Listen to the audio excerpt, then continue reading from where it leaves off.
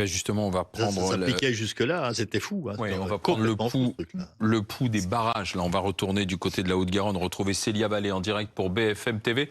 Voir comment ça se passe. C'est parti pour rester. Vous allez passer la nuit là-bas, Célia, hein. Absolument, on est aux côtés de Joël qui est vice-président des Ultras de la 64 avec qui on va suivre justement cette réunion qui est en cours à Matignon. Joël, expliquez-nous, c'est la deuxième réunion de la journée à Matignon sur la crise agricole, qu'est-ce que vous en attendez ?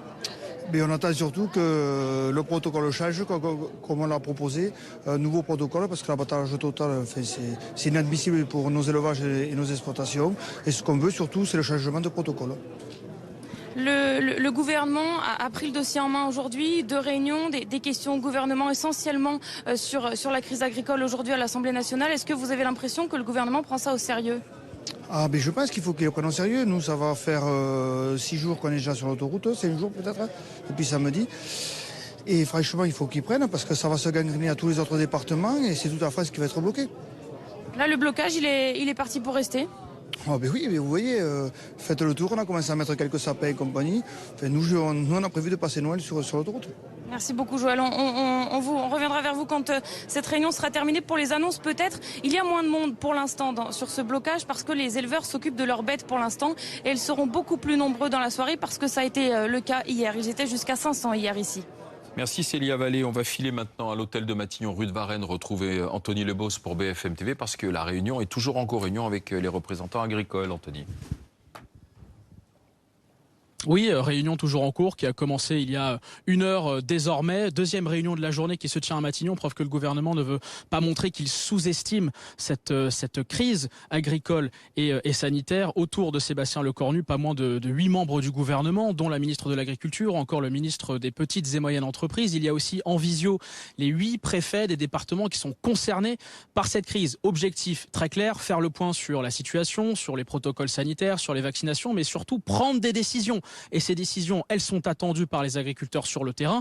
Et ces décisions, justement, elles seront prises et annoncées ce soir, après cette réunion. C'est ce qu'a dit Sébastien Lecornu, le Premier ministre, face aux députés à l'Assemblée nationale. En attendant, il a martelé un objectif, celui d'accélérer sur la vaccination. C'est l'urgence absolue, a dit le Premier ministre face aux députés. Il a notamment annoncé la mobilisation des vétérinaires de l'armée pour accélérer ce processus de vaccination et endiguer au plus vite la propagation du virus. Matignon qui souhaite aussi élaborer un plan spécifique d'accompagnement pour les petits élevages. En clair, quelles indemnisations pour les éleveurs, les petits éleveurs dont les troupeaux seront touchés. Ils attendent évidemment ces décisions avec impatience après cette réunion, donc cette nouvelle réunion de crise qui se déroule encore en ce moment à Matignon. Merci Anthony Lebos. Mais justement, puisqu'on est à l'hôtel de Matignon, on va quand même regarder maintenant dans le signé-consigné la manière dont Emmanuel Macron, depuis qu'il est à l'Élysée, affronte les crises. Et on va en parler avec Juliette Méadel, ancienne ministre déléguée à la ville. Bonsoir Juliette Méadel. Bonsoir Charles Consigny. Bonsoir. C'est un spécialiste de la crise, Emmanuel Macron? Tous les présidents sont spécialistes des crises. Simplement, c'est peut-être un spécialiste d'un certain séparatisme entre les élites et le peuple. On a le sentiment, moi je l'ai dénoncé dès le début, dès la crise des Gilets jaunes, d'un pouvoir bourgeois recroquevillé à Paris et qui a du mal à comprendre ce qui se passe dans le pays, qui passe beaucoup de temps avec les milliardaires qui ont table ouverte dans les palais de la République, mais peut-être pas assez avec la France profonde. Et on a l'impression effectivement qu'ils courent derrière certaines crises et qu'il manque peut-être ce qu'on appelait jadis de capteurs, ou en tout cas même de prise de conscience de ce que vivent les Français. Et donc, on les voit être surpris par la montée du Rassemblement national, surpris par les crises agricoles que Houellebecq prophétisait dans son dernier livre, je crois, ou dans l'avant-dernier, avec beaucoup de vision, de talent. Donc voilà, moi je pense que cette façon de toujours venir éteindre les incendies et d'être rarement en amont des crises me paraît un peu symptomatique, effectivement. Bah écoutez, vous dites ce que beaucoup disent en ce moment, qui me fait penser que les prophètes et les commentateurs sont jamais ceux qui règlent les problèmes des Français. Là, je vois quand même qu'avec cette crise agricole, les agriculteurs, qu'est-ce qu'ils demandent? C'est la Plus deuxième quand même d'État. en 2 ans. Hein. Bien sûr, mais pourquoi il y a des crises agricoles aussi? Parce qu'on est aussi dans un monde où les échanges s'accélèrent et dans un monde où la dangerosité des produits qui sont utilisés et la circulation des virus, on a vécu le Covid, montre qu'il faut être, quand on est président de la République, de plus en plus armé à réagir. Et c'est ce que vit le président de la République. Reconnaissez qu'entre la crise du Covid, la guerre en Ukraine, et là, on est face à un tsunami dont on ne parle pas ce soir à BFM, mais qui est le narcotrafic, qui est en train d'exploser partout. Le président est en ce moment à Marseille, Oui. où on est face Ça à fait 7 ans quelque qu'il y chose va à de Marseille. complètement nouveau. Oui, mais alors, je vais vous dire une chose. Moi, je comprends. Ça date pas de la semaine dernière, le narcotrafic. Je comprends votre petit ton badin et ça vous va très bien. Non, mais bon, c'est... Et je vais vous dire quelque chose, cher Charles Consigny. Moi, je sors de 10 mois sur le terrain dans les quartiers politiques de la ville où vraiment on est dans une situation inédite sur le plan de la puissance des réseaux de trafiquants de drogue. C'est-à-dire que certains disent même que la DZ Mafia est plus dangereuse que la mafia italienne, et la mort de Mehdi Kessassi, vous savez, Oui. ce jeune homme qui a été tué est comme un crime de représailles. Emmanuel Macron a été sur sa tombe aujourd'hui. C'est ce jeune homme qui a été tué parce que son frère était militant contre les trafiquants de drogue. Donc ça veut dire que là, on a basculé dans un autre monde. Ce que je veux dire par là, c'est qu'aujourd'hui, on a besoin de l'État et du politique. Et c'est vrai que les Français critiquent beaucoup. C'est vrai que la politique n'arrive pas à tout faire. Mais à un moment donné, face à la crise, l'État est défaillant, non? Face à la DZ, il faut faire encore plus. Ça veut dire qu'il y a 13 magistrats qui ont été nommés. Ça veut dire qu'aujourd'hui, il y a des policiers, il y a des procureurs, il y a des élus, le maire de Marseille, qui sont menacés physiquement. Et à un moment donné, c'est vrai aussi que l'action politique, et le président l'a montré, est là aussi pour protéger, tenir. Alors, vous avez raison, on peut considérer que ça va jamais assez vite, et c'est vrai. Mais à un moment, moi je dis, vous savez, je me suis occupée des victimes d'attentats dans mon jeune âge. J'étais secrétaire d'État chargée d'aide aux victimes d'attentats. Et comme disait à Nice, les victimes d'attentats, à Nice où on est très anti-Paris, très anti-élite et tout, ok. Il me disait, on a besoin de l'État, heureusement que vous êtes là. Parce qu'on le critique, l'État. Les préfets, on les critique, les hommes politiques. Mais à un moment, quand il y a vraiment le feu dans la maison, le problème... on appelle les pouvoirs publics. Madame Brunpied, moi je veux bien... Madame Méadel, pardon, excusez-moi. J'adore Yael, et je le prends comme un compliment. Parce qu'on l'a entendu tout à l'heure. Quand j'étais au maquillage, j'entendais Yael Braun-Pivet qui adoptait ce budget qui alourdit la facture de la sécurité sociale de 6 milliards d'euros. Donc l'État, il est là quand même. Il est là, il n'est que trop là. Le problème, c'est que, typiquement, vous prenez cet exemple du narcotrafic, de la politique de la ville, etc. C'est très intéressant. Qu'est-ce qui a été fait sur ce sujet par cette famille politique qui est cette espèce de grand centre mou dont on ne sait pas très bien qui l'agglomère?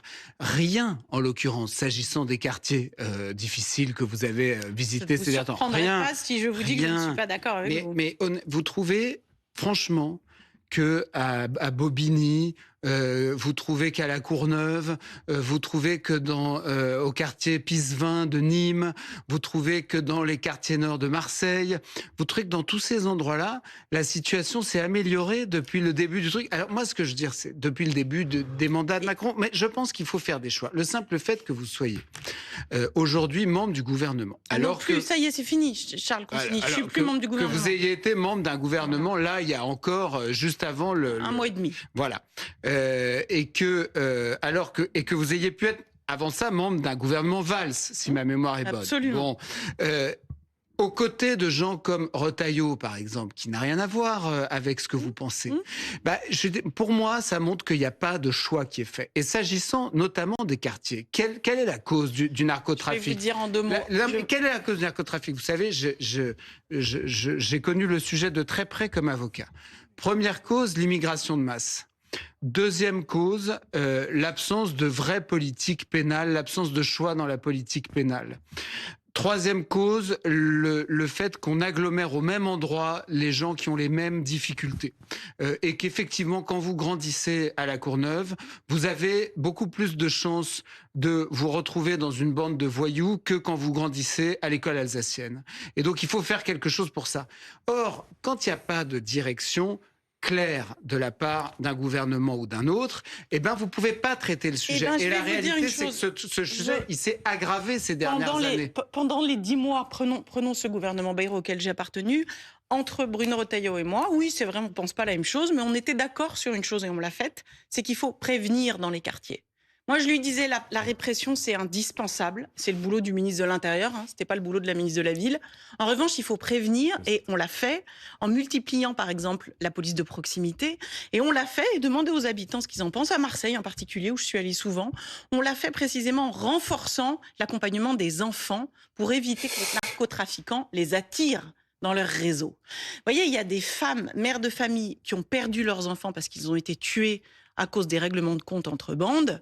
Et ce que l'on peut dire, c'est que bien sûr c'est un échec, mais si l'État n'était plus du tout là, s'il n'y avait plus de policiers, s'il n'y avait pas d'école... Moi je ne dis pas de supprimer les policiers et les écoles, non madame. Seulement... Attendez, je vous ai écouté, donc je vais juste finir ma phrase. Non seulement ce serait pire, mais ce serait une défaite républicaine. Moi, je ne considère pas que les quartiers, 1600 quartiers en France, c'est presque 6 millions d'habitants. Vous savez quoi ? C'est des citoyens de France, et donc le devoir de la République indivisible. Mais alors justement, de la ville à la campagne, parce que Emmanuel Macron, il était à la ville aujourd'hui à Marseille, crise. La campagne, c'est les barrages ce soir. Crise. Donc de la ville à la campagne, c'est l'échec. Non, mais parce que c'est des problèmes qui ne sont pas réglés, donc ça s'appelle un échec. Madame, la réalité. Moi, j'aurais attendu, par exemple, s'agissant de la ville. Mais on va parler de la campagne aussi, Charles, parce que c'est quand même le sujet de ce soir. Je fais la ville et la campagne. S'agissant de la ville, j'aurais attendu d'Emmanuel Macron qu'il essaye, par exemple, de faire des choses pour ces quartiers difficiles via l'économie, si vous voulez, en faisant rentrer ces jeunes sur le marché du travail. C'est ce que nous avons fait. J'ai signé. Attendez, permettez-moi juste de couper parce que vous n'êtes pas au courant. Non, parce que si vous ne me laissez pas répondre, on ne fera pas de débat. Vous n'êtes pas au courant. On a fait revenir 350 millions d'euros dans les quartiers des entreprises. Écoutez, enfin, vous voyez bien mais aujourd'hui, on ne les tient pas, les quartiers. C'est les narcotrafiquants qui tiennent les quartiers. Arrêtez avec vos phrases. Pardon, madame. Ça n'est pas parce que vous parlez plus fort que vous allez gagner. C'est un débat, chacun parle, chacun son tour. Je vous dis juste qu'il y a des faits. Non. Restez près des faits. Pas de commentaires, objections. Des faits. S'il vous plaît. Comme au tribunal. Les faits, c'est que ce sont les narcotrafiquants et les islamistes qui tiennent les quartiers. Au bout de 8 ans de votre mandat. Si l'État n'était pas là, ce serait pire. Les faits, c'est que le pouvoir auquel vous appartenez, malheureusement, il y a eu effectivement, moi je trouve, et là je rejoins cette question sur les campagnes, un enfermement d'une petite élite qui n'a malheureusement plus d'élite que le nom. Mais je peux finir une phrase ou pas? Mais parce que vous êtes dans un tunnel. Eh ben, je vais vous dire, non, je ne suis pas dans un tunnel. J'essaie de vous expliquer les choses. Quand vous êtes sur des sujets, écoutez, je vais vous dire quelque chose. Madame, si je peux pas parler, je m'en vais. Il va terminer. Si je peux pas parler, je m'en vais. Bah non, Charles, c'est signé qu'on signe. C'est embêtant. Non, mais allons, ne vous fâchez pas. Soyez, on est venu pour discuter. Mais non, mais Madame Méadel, il faut l'écouter jusqu'au bout, sinon c'est pénible. Vous êtes une génération politique et un groupe politique. Vous êtes enfermés dans des sujets. J'ai pas de parti. Vous avez un problème? J'ai pas de parti, donc vous me dites. Non, mais vous savez pas. Vous dites des choses. Non, attendez, il nous reste encore un petit peu. Vous dites des choses. Alors concluez, Charles. Mais vous répondrez après. Si j'ai le temps, oui. Oui, vous aurez le temps. Mais laissez-le terminer. C'est un pouvoir. C'est comme les démocrates aux États-Unis. Vous êtes à des années-lumière des préoccupations des gens. Vous constitutionnalisez l'IVG. Vous faites des grandes manifestations sur le féminisme, sur les Jeux Olympiques, sur la diversité, vous bercez comme ça de mots, vous allez chercher des lauriers de politiquement correct, et pendant ce temps-là, vous avez des agriculteurs qui se pendent au fond des granges. Et ça, vous en êtes effectivement à des années-lumière, et c'est ça qui se passe, et c'est ça qu'on est en train de solder aujourd'hui. Ce que je voudrais juste dire à nos téléspectateurs, c'est la réalité de ce qui se passe sur le terrain. Parce que le terrain, moi j'y étais et j'y suis encore, parce que je suis candidate dans ma ville. Hein. Okay. Donc moi je suis tous les jours sur le terrain. En région parisienne. Ce qui se passe dans les quartiers. Bon, bah alors, s'il vous plaît, m'interrompez. Charles. Je vous en prie. Bon, alors, ayez la courtoisie de m'écouter. Si l'on parle un tout petit peu des quartiers, je vous assure que dire en permanence que ce que fait l'État du point de vue éducatif, sanitaire, social, du point de vue de l'ordre public, si vous continuez à dire en permanence, comme le disent d'ailleurs certains du côté de chez Zemmour, que tout ça ne sert à rien, c'est comme si vous considériez que la présence publique et que la politique ne sert à rien. Et les familles, les enfants dont on s'occupe, les mères de famille, les commerces qu'on soutient à bout de bras pour faire face à ce tsunami du trafic de drogue, qui a des moyens tellement plus puissants que ceux de l'État, c'est-à-dire que ceux de vous et moi, si vous continuez à les nier, vous allez définitivement décourager toutes les bonnes volontés, y compris associatives, qui eux, y vivent. Vous voyez ? C'est ni vous ni moi qui dormez tous les soirs à la Busserine à Marseille, où on n'ose même pas traverser la cité tellement on a peur. C'est ni vous ni moi. Mais sauf que qui vit là-bas ? Des habitants qui sont aussi protégés par des policiers qui risquent leur vie tous les jours pour y aller. Donc moi je trouve que c'est un peu facile, si je puis me permettre, de dire tout ça ne sert à rien. Ça fait 50 ans que ça ne bouge pas. Et alors quoi, on fait quoi ? Nous on se bat. Alors c'est vrai que les résultats sont pas toujours là. Mais il ne faut pas décrédibiliser l'engagement des fonctionnaires, l'engagement des politiques, l'engagement des élus locaux. Et les moyens qui sont mis. Moi, j'ai vu des maires, MAIRE, des maires qui se lèvent la peau, qui sont maires, pas que à Marseille, dans des petites villes, dans le nord, dans l'est, dans des petites villes de 10, 15 000 habitants, qui gagnent peu et qui sont tout le temps présents. Si vous dites ce soir, de toute façon, la politique, ça sert à rien. Alors tout le monde démissionne. Madame, moi je veux bien, mais les pompiers ne peuvent plus rentrer dans ces quartiers sans recevoir des jets de pierre sur leurs camions. Les policiers n'osent plus y aller. Quand ils y vont à un nombre invraisemblable. Oui, mais alors qu'est-ce qu'on fait ? Mais non, mais c'est ça le bilan. Par exemple, vous n'avez rien fait sur la consommation de stupéfiants. Vous tombez mal. Vous tombez mal parce que c'est un sujet que j'ai pris à bras le corps. Porte l'amende à 500 €, justement. Il a augmenté le montant de l'amende. C'est un sujet que j'ai pris à bras le corps par la prévention psychologique en créant, depuis le comité interministériel du 6 juin dernier, des maisons de l'enfance et de la réussite éducative dans les quartiers avec des psychologues pour anticiper... Mais écoutez, madame, il y a de la consommation de drogue jusqu'à l'Assemblée nationale. Est-ce que je peux terminer ma phrase ? Pour anticiper les addictions et pour prévenir. Et là où je suis peut-être minoritaire, en effet, dans ma famille politique, c'est que je suis pour la sanction de la consommation, mais aussi pour le soin et la prévention. Oui, mais voyez, qu'est-ce que c'est votre famille politique ? C'est ça le problème. C'est fini. Un hypercentre. Non, mais c'est... le bon sens. Ce que vous voulez que je vous dise ? Non, moi, je ne crois plus dans les partis. Merci Madame Méadel, merci Juliette Méadel. Merci Charles Consigny de ce quart d'heure de discussion et de débat avec comme point de départ bien évidemment la crise agricole.